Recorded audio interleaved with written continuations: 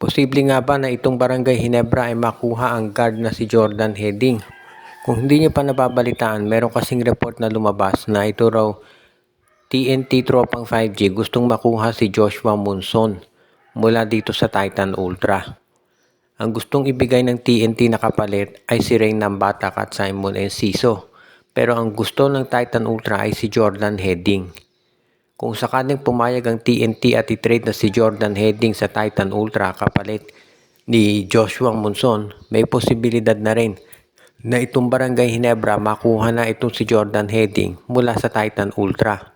So baka ang mangyari dito, si Joshua Monson ite-trade ng Titan Ultra sa TNT kapalit ni Jordan Heading. Pagkatapos si Jordan Heading naman ite-trade sa Barangay Ginebra kapalit nitong si Jason David o kaya baka isama pa ng Barangay Ginebra ang isang second round draft pick. So malaki yung posibilidad na itong si Jordan Heading mapupunta na sa Barangay Ginebra sa pamamagitan ng isang 3-team trade. Isa yan dito sa magandang nakikita nating sitwasyon na pwedeng mangyari para sa Ginebra, lalo na at yung posibilidad kasi na makuha nila si Bearfield medyo lumiliit na, no, dahil baka daw to si Bearfield mapunta yan sa MVP group. Kaya sa tingin ko maganda yung ganitong klaseng sitwasyon para sa Barangay Ginebra kung sakasakali. At kinakailangan lamang masiguro ng Gene Kings talaga na magbabago yung kanilang lineup if ever nga na kinakailangan talaga nila na magkaroon ng additional na mga players. Bagay itong si Jordan Heading dito sa Barangay Ginebra, lalo na at alam naman natin na sila yung isa doon sa mga top teams talaga sa PBA. At kung ikaw naman itong Barangay Ginebra, gusto mo siyempre na magkaroon ng mas malakas na roster at yung pagkuha kay Heading, malaking bagay yan. Na pag-uusapan ngayon itong playoffs ay buo na yung top 4, no? Itong Meralco, Ginebra, Rain or Shine at NLEX ang maglalaban-laban. Ay yung pag-uusapan na lang yung placing. Maraming pwedeng mangyari dito. Pero so far sa nakikita natin, posible na ang mangyari dito itong Barangay Ginebra, either TNT or Magnolia ang malamang na makatapat nila. Kahit sino naman dyan magiging mabigat, no, sa totoo lang. Siguro yung Phoenix lang ang medyo magaan-gaan na kalaban ng Barangay Ginebra dahil injured si Richie Rivero at si Kai Balungay.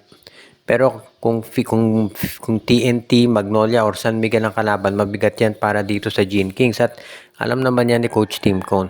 Kaya nga sigurado na magiging maganda ang lalaroin ng Barangay Ginebra pagdating dito sa playoffs. Kahit sino dyan makalaban nila, mukhang ready na itong Gene Kings. Sa tingin ko, itong PBA naman, alam din nila na magiging maganda para sa liga kung sakaling TNT or Magnolia makalaban or San Miguel, kahit alin dyan. Of course, kung ikaw si Coach Tim Cone, ang gusto mo lang magawa ngayon ay mag-concentrate dito sa nalalapit na playoffs regardless kung sino man yung makaharap nila. Yung sigurong trade kay Jordan Heading, if ever mangyari yan, management na ang concern dyan, hindi na iniintindihin ni Coach Tim Cone. Dahil sabi nga ni Coach Tim palagi, nakafocus siya doon sa mga players na available na maglaro para sa kanya. Kaya hindi na ako magtataka kung hindi niya problemahin itong posibleng trade para kay Jordan Heading. At kung ikaw naman ang Barangay Ginebra, hindi rin yan dapat na maging malaking issue. Lalo na at marami ka namang mga magagaling na players ngayon na nasa disposal niya. Kahit hindi pa nila makuha si Jordan Heading, malakas naman yung lineup ng Barangay Ginebra. Nakita natin kung paano sila maglaro ngayon. At walang duda na kayang-kaya pa rin nila na magbigay ng lakas para dito sa Gene Kings. At yan din ang dahilan kung ba't nakikita ko na magiging isa to dito sa mga makakatulong talaga sa Barangay Ginebra. Just in case nga na gagawa sila ng hakbang para masiguro na sila makaka-advance.